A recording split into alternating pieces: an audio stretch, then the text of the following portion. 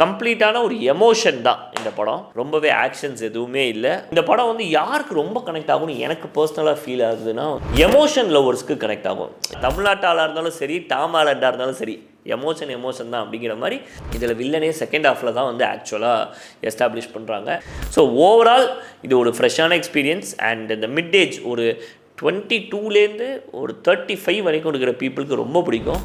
அந்த ஸ்கூல் பசங்க ஜோனில் இருந்து அடிடா எவ்வளோ நேரம் தான் பேசுவேன், என்னடா லவ் ஃபெயிலியர் அப்படின்னு ஃபீல் பண்ணுறவனுக்கு வந்து இந்த படம் ஒர்க் ஆகிறதுக்கு வாய்ப்பு இல்லை. எமோஷனாக அவருக்கும் ஒரு சூப்பர் ஹீரோவாக இருந்தாலும் ஒரு ஆங்ஸைட்டி, ட்ராமா, அவருக்கும் ஒரு லவ் ஃபெயிலியர் இருக்கும், அவருக்கும் நண்பர்கள் மறந்துட்டாங்கன்னா அந்த பெயின் தெரியும் அப்படிங்கிற அந்த விஷயங்கள்லாம் ரொம்ப அழகாக காமிச்சிருந்தாங்க. படத்துக்கு நீங்கள் ஒரு 250 ரூபா 300 ரூபா 3Dயில் கொடுத்து பார்க்குறீங்கன்னா ஒரு 5 ஃபைட் சீன் வருது. ஃபஸ்ட்டு ஃபீமேல் நெகட்டிவ் ஷேட் மாதிரி ஒன்று எடுத்துகிட்டு போயிருந்தாங்க. இந்த படத்தை நீங்கள் பார்க்கணுன்னா டெஃபினட்டாக நான் ஒரு லிஸ்ட்டு கொடுக்குறேன். அந்த படங்கள்லாம் நீங்கள் பார்த்துருக்கணும். நிறைய நமக்கு பழக்கப்பட்ட விஷயங்கள் இருக்குது. இப்போ தமிழ் சினிமா ஆடியன்ஸு பெருசாக இது பண்ண மாட்டாங்க. ஒன் லைனராக உங்களுக்கு சொல்லணும்னா, போன படத்தில் பீட்டர் பார்க்கர்னு ஒருத்தன் இருந்தான் அப்படிங்கிறதே உலகம் ஃபுல்லாக மறந்துடுது. அதுக்கப்புறம் புதுசாக ஸ்க்ராட்ச்லேருந்து ஆரம்பிக்கிறேன்னு ரோலெக்ஸ் மாதிரி ஆரம்பிக்கிறாரு. அவரும் நிறைய மிஷன்ஸ் பண்ணுறாரு. பீட்டர் வந்து எப்படி வந்து இந்த நியூயார்க் சிட்டியை ஸ்பைடர் மேனாக வாழ்ந்தானா இல்லை பீட்டராக வாழ்ந்தானா அப்படிங்கிற மாதிரி முடிஞ்சிருக்கு. உட்காந்துட்டு வரல 5 செகண்டில் ஒரு கேம் விளையாடுற மாதிரி போட்டுட்டு ஸ்பைடர் மேன் வில் ரிட்டன் அப்படின்னு முடிச்சிட்டாங்க.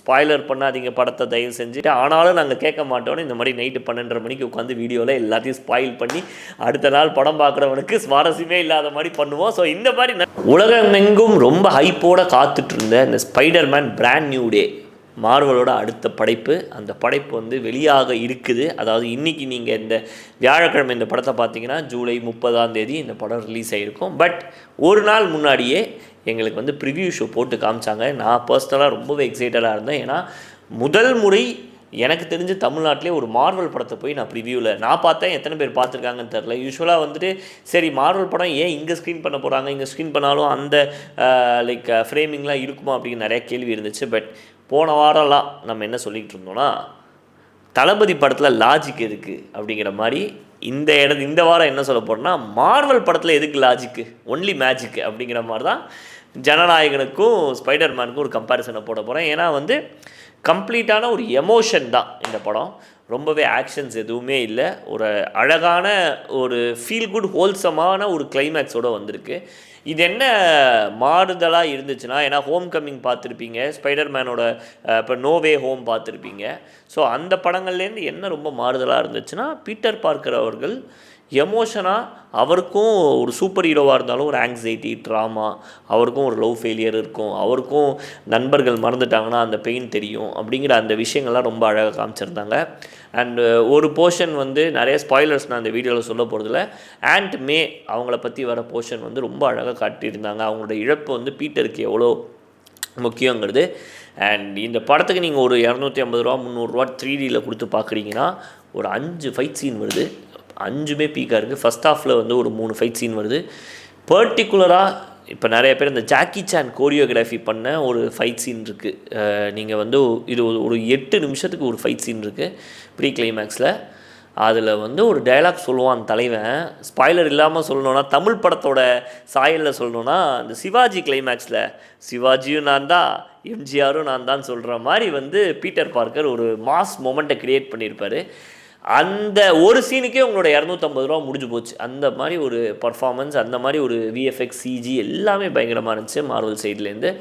அண்ட் இன்னொரு முக்கியமான கேரக்டர் வந்து அந்த ஜேன் அப்படின்னு சொல்லி அவங்க பண்ண அந்த வில்லன் கேரக்டர். அவங்க வந்து எனக்கு தெரிஞ்சு ஃபஸ்ட்டு ஃபீமேல் நெகட்டிவ் ஷேட் மாதிரி ஒன்று எடுத்துகிட்டு போயிருந்தாங்க நம்ம ஸ்பைடர்மேன் ஃப்ரான்ச்சைஸியில். இதுக்கு முன்னாடி நம்ம லைக் என்ன தான் வந்து அங்கங்கே பிளாக் விடோ அவங்களாம் வந்து நம்ம காமிச்சிருந்தாலும் வந்து இவங்க வந்து வில்லி மாதிரி காமிச்சிட்டு கடைசியாக அவங்களுக்கு ஒரு எமோஷ்னலாக எண்டும் கொடுத்துருக்காங்க. இந்த இடத்துல நான் எமோஷன்னு சொல்லும்போதே வந்து நிறையா பிளேயிங் வித் த ஃபீலிங்ஸ் அப்படிங்கிற மொமெண்ட்ஸ் தான். இந்த படத்தை நீங்கள் பார்க்கணுன்னா டெஃபினட்டாக நான் ஒரு லிஸ்ட்டு கொடுக்குறேன். அந்த படங்கள்லாம் நீங்கள் பார்த்துருக்கணும். அவெஞ்சர்ஸும் நீங்கள் பார்த்துருந்தா தான் உங்களுக்கு பெட்டர். ஏன்னா வந்து நம்ம தானே தலைவன் ஹல்கோட எக்ஸ்டெண்டட் கேமியோவும் இந்த படத்தில் இருக்குது. And coming to the review of the movie, Tamil cinema பாணியில் சொல்லணும் அப்படின்னா வந்து நிறைய நமக்கு பழக்கப்பட்ட விஷயங்கள் இருக்குது. இப்போ இந்த 7ஆம் அறிவில் பார்த்தீங்கன்னா அந்த டாங்லி வந்து சைனாலேருந்து இந்தியாவுக்கு வருவார். அப்போ வந்து சொல்லுவார், தாமு என்னால் அவனை கட்டுப்படுத்த முடியலன்ட்டு. ராமநாராயண் சார் படத்துலலாம் அந்த கூடு விட்டு கூடு பாயறதுலாம் ரொம்ப வருஷமாக காட்டிகிட்டு இருக்காங்க. அதெல்லாம் இன்றைக்கி 2026 பிராண்ட் நியூ அப்படின்னு சொல்லி மார்வலில் காட்டியிருக்காங்க. ஸோ தமிழ் சினிமா ஆடியன்ஸு பெருசாக இது பண்ண மாட்டாங்க. இதான் பார்த்தாச்சுங்க, கேடிவியில் பார்ப்பேங்க இந்த ஷோவில், மேட்னி ஷோலன்ட்டு மாதிரி தான் இருந்துச்சு.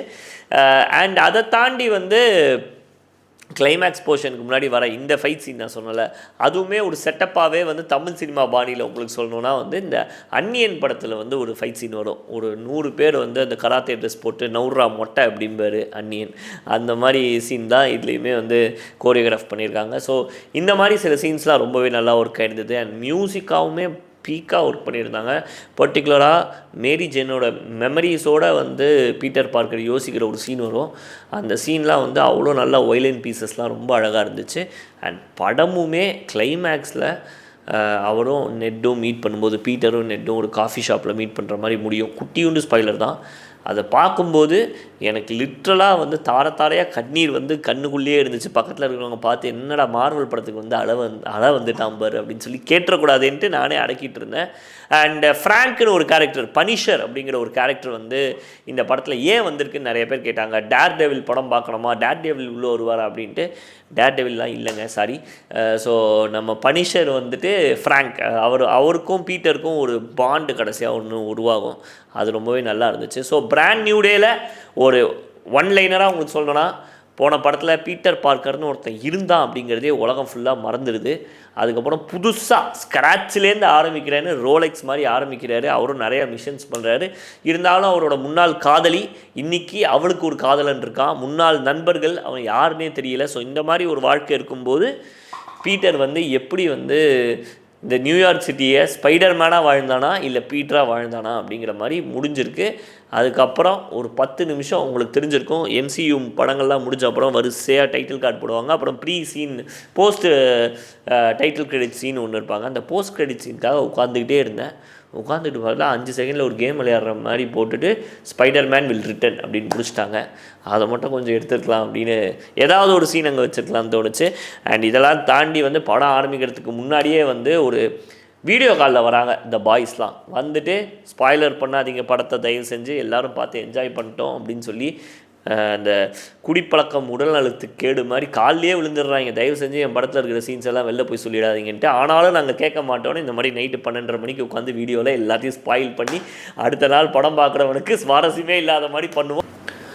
ஸோ இந்த படம் டெஃபினட்டாக வந்து இதுக்கு முன்னாடி பார்த்த அந்த ட்ரையாலஜியில் homecoming, far from home, no way home, இந்த 3 படங்களும் வந்து வேறு ஒரு ஃபீல் ஆஃப் எமோஷனில் இருக்கும். இது டெஃபினட்டாக அதெல்லாம் தாண்டி எமோஷன் அதிகமாக இருக்குது, ஆக்ஷன் கம்மியாக இருக்குது, அந்த மாதிரி ஒரு படமாக தான் இருக்குது. அண்ட் இந்த படம் வந்து யாருக்கு ரொம்ப கனெக்ட் ஆகும்னு எனக்கு பர்சனலாக ஃபீல் ஆகுதுன்னா வந்து ஹார்ட் கோர் எமோஷன் லவர்ஸ்க்கு கனெக்ட் ஆகும். ஏன்னா வந்து ஒரு நட்பு ரீதியாக நெட்டுக்கும் பீட்டருக்கும் இருந்த ஒரு நட்பாகட்டும், இல்லை காதல் தோல்வியை வந்து பீட்டர் எப்படி அழகாக அந்த ஒரு வழியோடு கடந்து போகிறாரு. இப்போ நம்ம தளபதி படத்தில் தலைவர் அப்படி கையை வச்சுட்டு இப்படி திரும்பி பார்ப்பார்ல, திருச்சிற்றம்பலமில் வந்து வேணான்னு சொன்னோன்னே தனுஷ் ஒரு ஸ்மைல் கொடுப்பார்ல, அந்த மாதிரி அந்த ஸ்மைலிங் இந்த பெயினை ஹாலிவுட்டில் போட்டாலும் எமோஷன் தான்டா. தமிழ்நாட்டு ஆளாக இருந்தாலும் சரி, டாம் ஆலண்டாக இருந்தாலும் சரி, எமோஷன் தான் அப்படிங்கிற மாதிரி. அந்த மாதிரி ஃப்ரெண்ட்ஸ் மறந்து போகிறதாகட்டும், இல்லை கேர்ள் ஃப்ரெண்ட் மறக்கிறதாகட்டும், அதெல்லாம் ரொம்ப காட்டியிருக்காங்க. அதுதான் இந்த படத்தோட பீக்கே. அண்ட் நார்மலாக வந்து ஸ்பைடர்மேன் படங்களில் வந்து நீங்கள் பார்த்தீங்கன்னா ஒரு வில்லன் யாருன்னு ஃபஸ்ட்டே எஸ்டாப்ளிஷ் ஆகிடும், அவனை நோக்கியே போயிட்டுருக்கோம். இதில் வில்லனே செகண்ட் ஹாஃபில் தான் வந்து ஆக்சுவலாக எஸ்டாப்ளிஷ் பண்ணுறாங்க. அந்த டிரான்சியன்ட் ஆராலாம் மாறுற மாதிரி, அதாவது இந்த எந்திரன் 2ன்னு ஒரு படம் பார்த்தேன் நடுவில். அதில் வந்து அந்த பச்சிராஜன்கிறவர் வந்து ரஜினிகாந்த் சாரோட உடம்புக்குள்ளேயே வந்துடுவார். அந்த மாதிரி இந்த ஆரா வந்து ஜேனோட இது வந்து எல்லா உடம்புக்குள்ளேயும் போயிட்டே இருக்குது. ஸோ அந்த மாதிரி ட்ராவல் ஆகுது. அண்டு ஹல்கோட கேமியோலாம் நிஜமாகவே ரொம்பவே சர்ப்ரைசிங்காக இருந்துச்சு. தலைவங்களை ஏன் கொண்டு வந்தாங்க அப்படிங்கிற மாதிரி ஒரு சைடில் ஃபீல் ஆச்சு. ஸோ ஓவரால் இது ஒரு ஃப்ரெஷ்ஷான எக்ஸ்பீரியன்ஸ். அண்ட் இந்த மிட் ஏஜ் ஒரு 22லேருந்து ஒரு 35 வரைக்கும் இருக்கிற பீப்புளுக்கு ரொம்ப பிடிக்கும். அந்த ஸ்கூல் பசங்க ஜோனில் இருந்து அடிடா எவ்வளோ நேரம் தான் பேசுவேன், என்னடா லவ் ஃபெயிலியர் அப்படின்னு ஃபீல் பண்ணுறவனுக்கு வந்து இந்த படம் ஒர்க் ஆகிறதுக்கு வாய்ப்பு இல்லை. அண்ட் ஆப்வியஸாக மார்வல் ஃபேன்ஸ்னு சொல்லிட்டாலே அந்த ஒரு 40-45 இயர்ஸ்க்கு மேலே இருக்கிறவங்களாம் அந்த கார்ட்டூன் படம் பொம்மை படம் கடந்து போயிடுவாங்க எனக்கு தெரிஞ்ச வரைக்கும். ஸோ அந்த ஒரு 25லேருந்து 35 வரைக்கும் இருக்கிறவங்களுக்கு இந்த படம் ரொம்ப கனெக்ட் ஆக வாய்ப்பு இருக்குது. ஸோ இந்த படம் வந்து நிறைய பேருக்கு தெரிஞ்சிருக்கும், எபிக் ஃபார்மேட்டில் வந்து ரிலீஸ் ஆகிருக்கு. அது வந்து ஒரு சூப்பரான விஷயம். அண்ட் டால்பி ஆட்மாஸ் உங்களுக்கு சைடில் இருக்கிற ஏதாவது தேட்டரில் இருந்துச்சுன்னா தயவு செஞ்சு அதோட சவுண்ட் குவாலிட்டிக்கும் அதோட விஷுவல் குவாலிட்டிக்கும் நல்ல ஒரு ஸ்க்ரீனில் போய் பார்த்தீங்கன்னா சூப்பராக இருக்கும். அண்ட் 3D தான் மோஸ்ட்லி ரெக்கமெண்டட். நிறைய பேர் அதை போஸ்ட் பண்ணியிருந்தாங்க ஈவன் ஃப்ரம் த கிரியேட்டர்ஸ். நான் 2Dயில் தான் பார்த்தேன். பட் மை பர்சனல் எக்ஸ்பீரியன்ஸ் 3Dயில் முடிஞ்சால் ட்ரை பண்ணி பாருங்கள். உங்கள்கிட்ட ஒரு 300 ரூபா காசு இருந்துச்சுன்னா அங்கே ட்ரை பண்ணி பாருங்கள். ஐமேக்ஸில் இந்த படம் சென்னையில் ரிலீஸ் ஆகல, ஓடிசி ஓடிட்டுருக்கிறதுனால மேபி நீங்கள் வந்து இந்த விஆர் மாலில் இருக்கிற இந்த பிஎக்ஸ்எல் பெரிய ஸ்க்ரீனோ இல்லைனா வந்து இப்போ ராக்கி எப்பிக்னு, இது ப்ரமோஷன் கிடையாது அந்த தேட்டருக்குலாம், நான் ப்ரமோட் பண்ணுறவங்களுக்கு நானும் பெரிய ஆள் கிடையாது, பட் சொல்கிறேன். ராக்கி எப்பிக் அந்த ஒரு தேட்டர் இருக்குது. அந்த மாதிரி கொஞ்சம் பெரிய ஸ்க்ரீனில் பார்த்தீங்கன்னா உங்கள் எக்ஸ்பீரியன்ஸ் கூட என்ஹான்ஸ்டாக இருக்கிறதுக்கு ஃபீல் ஆகும்.